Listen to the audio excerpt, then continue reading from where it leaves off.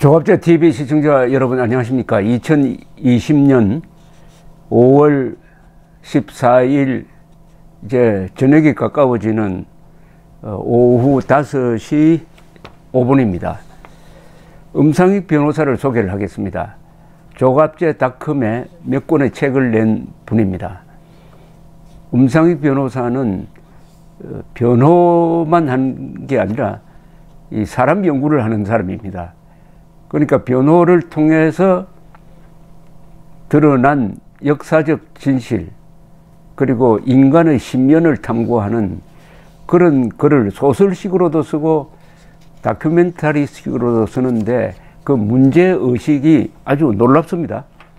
존경할 만한 분인데 우리 조갑제닷컴에서 최근에 낸 책만 소개해드리면 국정원장의 눈물, 이병호 국정원장 이 구속된 사건을 변호한 기록을 노인과 여왕, 김정은이 그토록 죽이고 싶어 했던 이병호 전 국정원장 변론기를 썼습니다.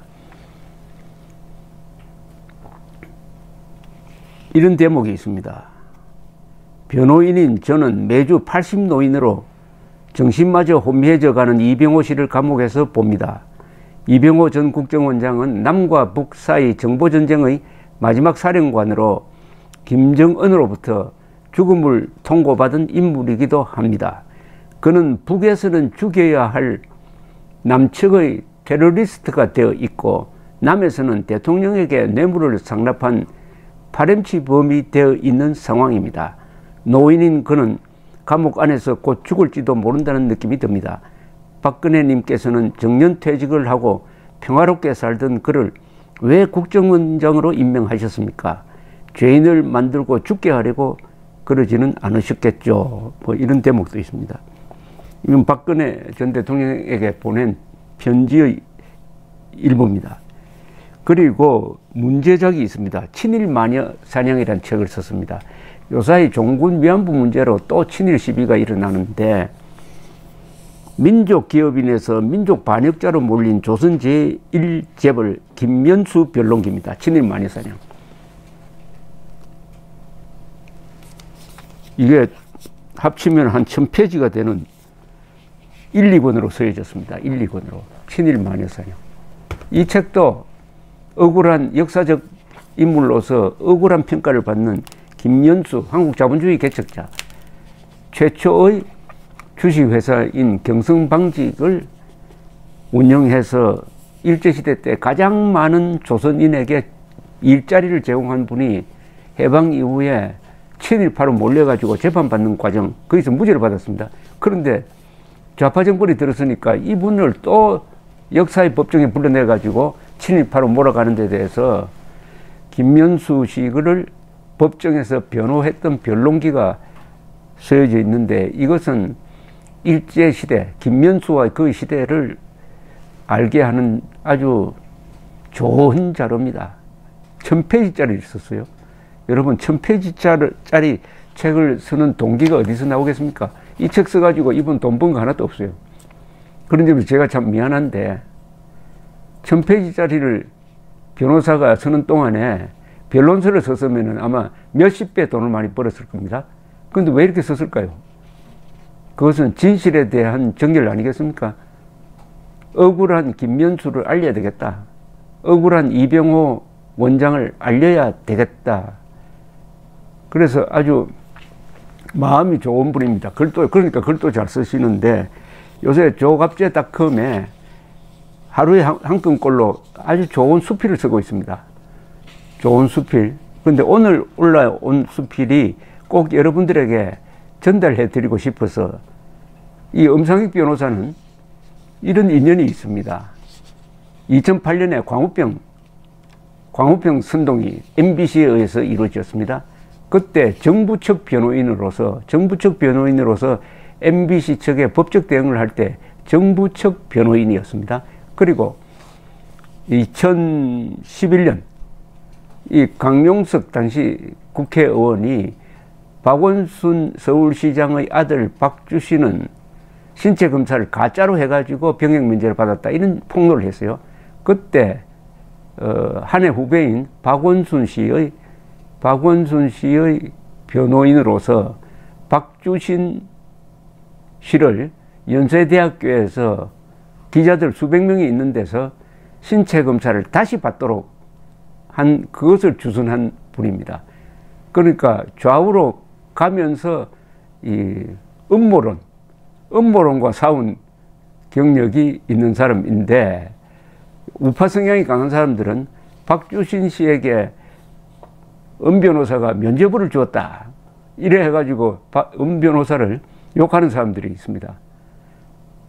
자, 그런데 하나는 잊어버리죠.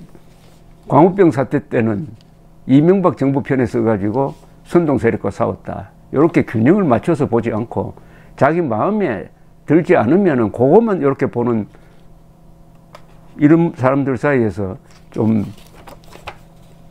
마음고생을 할지도 모르는 그런 사람인데, 이번에 쓴 글이 이번에 역시 이걸 놓치지 않았습니다. 지금 사전투표 조작론에 대해서 짤막한 글을 썼어요. 여기서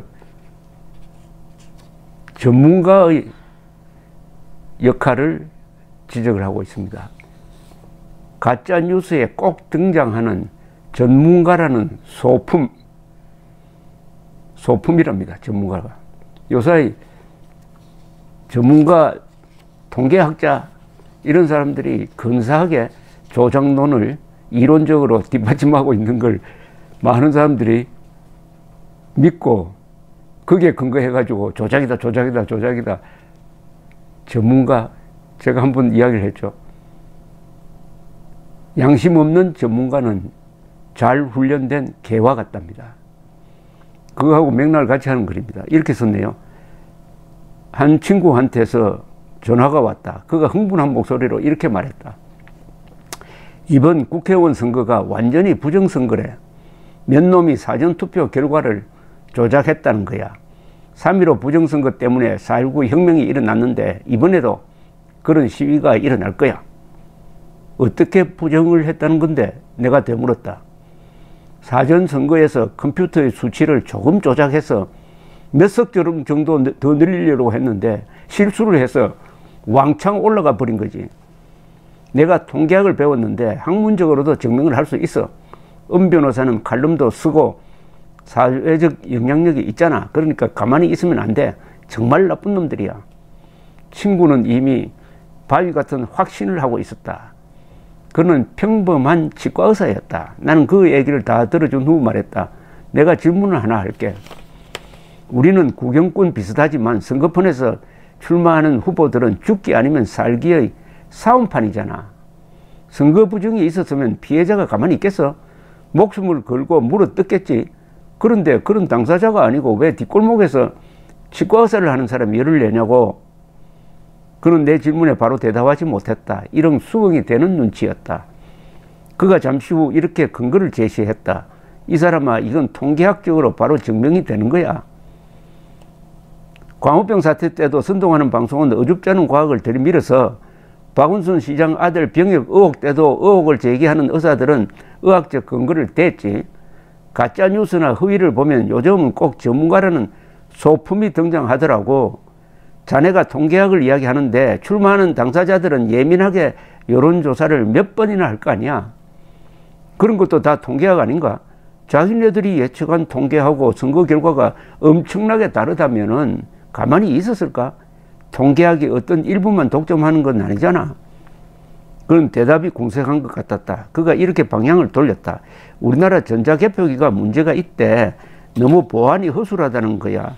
우리나라 전자개표기를 사간 이라크에서도 선거 부정이 있었대. 미국에서도 그랬고 유엔은 각국에 한국산 전자개표기를 쓰지 말라고 권고했대. 고정관념이 되어버린 그 인식은 변하기 불가능해 보였다. 다음날 아내가 내게 이렇게 말했다. 여보, 요거 동창생한테서 카톡이 왔는데 이번 국회의원 선거가 철저한 부정선거래. 이런 부정을 보고 침묵하는 건 진정한 우파가 아니라는 거야. 내가 아주 나쁜 사람이 된 기분이야. 진실은 하나다. 그러나 진영으로 나뉘어지고 선동이 판치는 이 사회에서는 항상 진실은 두 개였다. 거짓이 진실이 되기 때문이었다. 거리에 나선 대중의 숫자와 높은 목소리가 진실이었다. 광우병 사태 때였다. 100만 명이 모였다는 광장에서는 미국산 쇠고기만 먹으면 광우병에 걸린다는 게 진실이었다. 광장 한복판에서 젊은이 하나가 미국산 소고기를 먹어도 광우병에 걸리지 않습니다라고 외쳤다. 광장에 모인 사람들은 그 청년을 욕하고 침을 뱉었었다.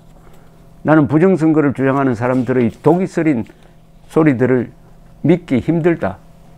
선거는 수많은 사람의 눈이 불을 켜고 보고 있다. 이 후보자 측 사람들의 눈이 가장 예민하다. 그 외에 선거관리위원회 공무원, 참관인, 경찰관, 우편집회원 등 수많은 사람들이 공모를 해야만 부정선거가 가능하다. 그게 가능할까? 컴퓨터 프로그램 조작이라고도 의심하는데 선거에 관련해서 컴퓨터 시스템은 계산기에 불과하지 않을까? 정확한 사실이 파악되기 전에 편견과 선동으로 흔들리면 안 된다. 한쪽에서 피리를 분다고 꼭 춤을 출 필요는 없기 때문이다. 진영 논리의 시각은 우리 편이면 거짓도 진실로 믿어주고 적편이면 진실도 거짓으로 매도하는 걸 본다. 박원순 시장 아들의 소재지를 알려주면 보상금을 준다는 현상 광고를 붙인 트럭을 광화문과 서초동에서 본 적이 있다. 시장 아들 병역 기피 의혹의 진실을 밝히는 변호사가 되어 당시 연세대 병원에서 공개 검진을 한 적이 있다. 그날 200명가량의 기자들을 부른 가운데 진행됐었다. 최첨단 과학적인 검사를 근거로 대학병원의 여러 명의 교수가 의학적 진실을 그곳에 모인 기자들 앞에서 발표했다. 나는 공개검진을 시도한 변호사였고 직접 진실을 보았고 법정에 가서 증언을 했다. 그래도 안 믿는 사람들은 지금도 안 믿는다. 그들에게는 진실을 보여줄 방법이 없다. 그들은 그날의 공개검진이 조작됐다고 주장한다. 그렇게 하려면 연세대학교 병원에서 근무하는 여러 명의 의사뿐 아니라 의료기사나 직원 등 수많은 사람들이 공범이 되어 범죄를 저질러야 한다. 현실에서 그건 불가능하다. 우리는 수십 년 동안 거짓에 오염된 세상에서 살아왔다. 거짓에 능한 사람이 정치판에서 당선이 되었다. 거짓과 술수를 잘 쓰는 범죄인과 변호사가 재판에서 무죄를 선고받았다. 소비자를 잘 속이는 장사꾼이 돈을 버는 사회였다.